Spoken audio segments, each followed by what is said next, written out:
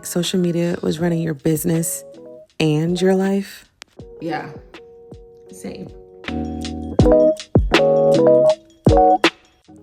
I used to wake up and immediately start thinking, what should I post on social media today? Did that reel that I worked super hard on get enough views? Am I even reaching the people I want to reach anymore? Honestly, it was all way too exhausting. I felt like I was building a business around an algorithm, around a trend, around a goal that just kept moving the goalpost and the finish line. I had originally started my business back in 2018 so that way I can continue to be a stay-at-home mom to my then 1-year-old son. But honestly, it felt like social media was pulling me in the opposite direction.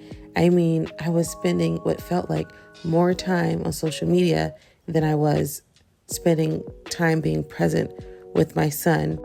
So after shutting down my business back in 2023 and then restarting my business earlier this year, I really had to sit and ask myself, what would it look like to build a business that just wasn't tied to social media at all? I'm talking about no more hustle, no more being on the hamster wheel, just something that was more sustainable, something super simple, and something that truly felt like it was supporting my life and not the other way around.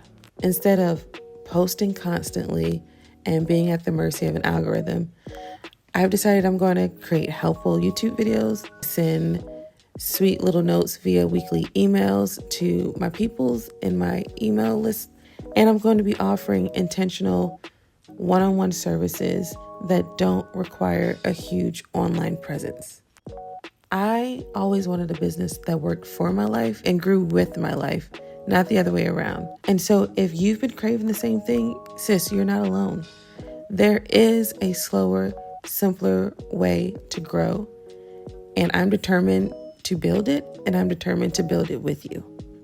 So I've got something super special coming soon. So if you're ready to simplify, slow down, but still grow, then I hope that you stick around. Until next time, bye.